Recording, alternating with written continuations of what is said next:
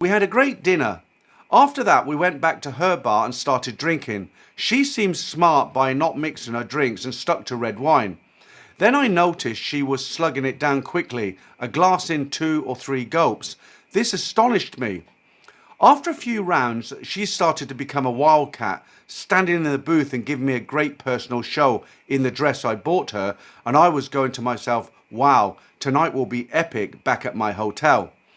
She then got on stage and danced. The other girls on stage were not pleased. The mama-san got irritated and then got her off the stage and back to her seating area. More red wine for her. As you would never give a gremlin food after midnight, you should never allow a bar girl red wine in great quantities. It was my blunder. After a bit, she was zonked and showing signs of being very drunk. At times, she was slouching on me. The mama-san told me to get her out of the bar now. Dao was very unsteady as we left and her eyes half shut.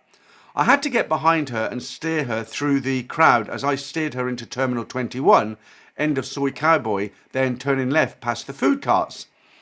Heading to the corner to make another left back to my hotel, she started to get hostile and aggressive and pull away, muttering at me and walking towards the high curb. I had to grab her by the waist to prevent her falling into the road. The crowd was staring. It looked as though I was roughly handling a girl and I was taking her somewhere to do unsavoury things to her. My only thought was, I hope the police don't see us. I was nervous going through the lobby but slipped in without incident. In the room, she took off her shoes and immediately collapsed on the bed and was out cold. So much for a fantastic third night before I leave for Pattaya. After about 30 minutes, I decided to undress her and slipped the new dress from her limp body and hung it up. When I returned, she had come to for a bit and was shaking her backside and giggling, saying, "Look at this," referring to her rear. Dal then rolled over and fell off an extremely high bed onto the floor. Wham! I ran around as she was sitting up, half slumped and groggy. She started breathing heavily, and then I saw her start to heave. Oh no, yep, she did not just throw up, she purged a couple of times in great volume, and quite a bit of it ended up on her. Red wine and a light-coloured rug in a 5-star hotel. I could not call housekeeping. Dal then stood up, disorientated, and proceeded to try to crawl back onto the bed. I was horrified at this point. I grabbed her by the arm and dragged her to the shower and started to clean her up. She was hostile and aggressive again for a moment, but I managed to get her cleaned up. I dried her off and got her back to bed. Now I had to clean up well enough so that I didn't lose my deposit or have to pay for the damages from the ordeal. It took a long while and I had to use all of the towels. She had no recollection in the morning of what had happened and was embarrassed as well as apologetic when finding out the details. I understood, although not pleased. I was not angry, nor did I express any displeasure towards her, as I have done the same in my youth that others have to deal with. Overall, 2 out of 3 nights aren't bad. We had exchanged info earlier and kept in touch. I have recently seen her on my recent trips to Thailand. The following October and then again in April, I have never reminded her of that previous night and she has not inquired about it. Dear oh dear. Well, it's true, there's nothing worse than a drunk bar girl, and if you're entertaining a bar girl one evening and she's slugging back the alcohol and she just won't stop, you're better off just leaving without her because she can end up a real handful. And it's surprising the number of bar girls who actually turn aggressive. They can be really nice and friendly, but once they get drunk, they can get very aggressive for no reason. And a lot of the girls in the bar actually are alcoholics. They have a problem with alcohol, and it's not surprising really when you think about it. They have a target. They have to meet a certain target of drinks or their salaries get docked. They cut their salaries, so the target might be 60 drinks a month, and if they only get 55 drinks bought for them by customers, then their salary will get cut. It's a very harsh world to be in. Okay, let's jump into story number 2. 32 years ago, when I was in my 20s, I had the opportunity to travel the world and enjoy my hobby of aerobics with many girls here and there, but never in Thailand. Then I got married and stopped having fun. I had always dreamt of travelling to Thailand, but as a married man and a father of 2, I had to bear the family burden with an awful wife. Couldn't achieve that trip until I was 54, when a friend of mine asked me if I would be interested in going with him. I jumped at this opportunity and spent 2 weeks there. I decided to enjoy life and aerobics again. In January 2023, we flew from Paris to Bangkok and then to Phuket. My friend was staying with another friend and I booked an Airbnb. The next morning, I managed to rent a motorbike and spent some time on Thai Friendly looking for a freelancer or a holiday girlfriend.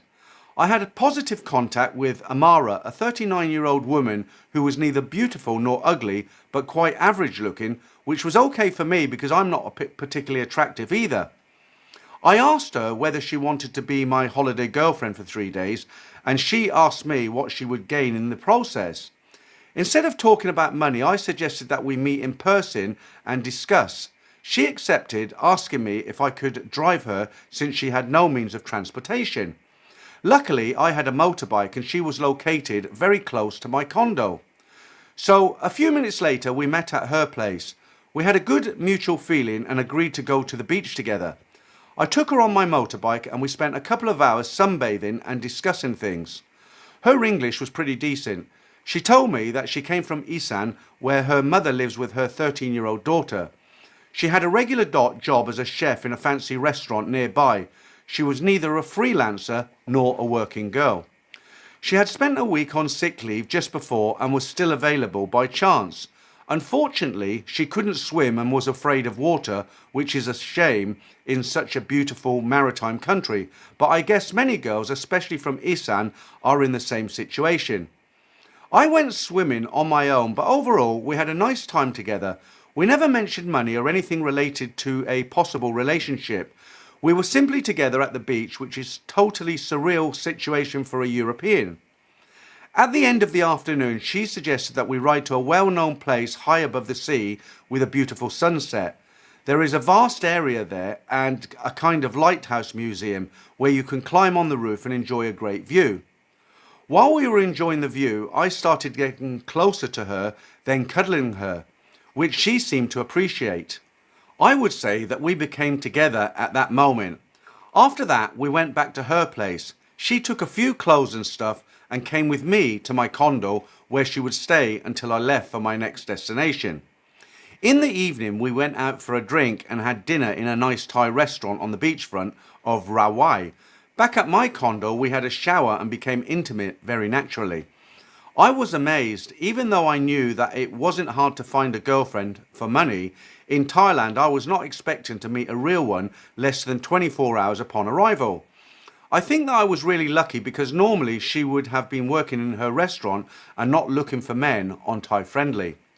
During the next 3 days, we had a lovely time together, visiting the area, going to the beach, eating seafood, resting by the pool, or exercising aerobics in bed. I was very surprised, for it had been 30 years since I had a girlfriend coming on tour with me. I was certainly not expecting that, but I enjoyed it. Then came the end of my stay in Phuket, and I offered to take her with me to my next stop in Krabi. One of her friends owned a taxi and drove us there for a very cheap price, 2,000 baht.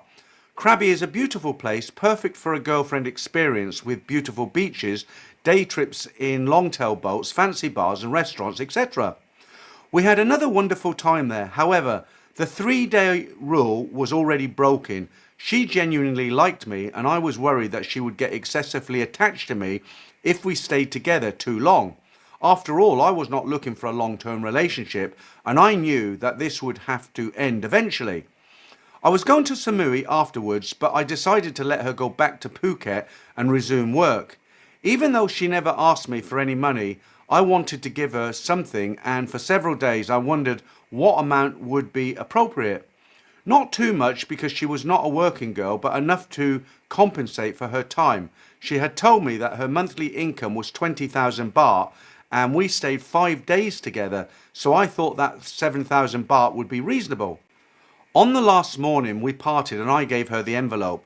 She didn't open it just yet, but she thanked me and looked very sad to see me go away. I continued my trip to Samui, and even though I could freely practice my hobby with several working ladies, not always 100% ladies by the way, but that's another topic, I felt lonely and regretted not having taken Amara with me to Samui. Afterwards I went to Pattaya and then Bangkok, but that's a different story. Since then, Amara and I have kept in touch daily online, and I decided to come back in a few weeks and take her to Samui for one more week. During our remote exchanges via line, we had an awkward moment. One day she asked me to help her pay her rent and asked me to send her money, but I refused, saying that my rule was to give money only when we actually meet. I feared that this would ruin our plans, but she took the hit and still stayed in touch with me. She still asked me to buy her a present for her birthday, and I bought her an expensive perfume. She told me that gold would have been more durable, maybe in the future. So, as planned, in May 2023, I came back to Thailand and took Amara with me to Samui, where we spent a romantic week in various places such as Lamai Beach and the Fisherman's Village, riding the scooter, visiting places, enjoying cocktails and seafood on the beach, and of course, exercise and aerobics together. I think that I never had such a good time as a couple in my life. However, not everything was perfect. Communication in English was difficult, and we quickly found the limits of our compatibility in various domains, such as swimming, riding the motorbike at night, or simply finding common interests. The culture gap was just too big. One night before the end of our stay, something bad happened. I had just fallen asleep when my phone started to make some music because of a background streaming app, and Amara took it to silence it.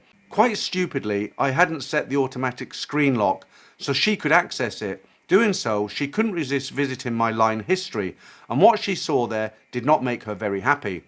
She saw the other side of the mirror with dozens of girls in my records and burst into tears.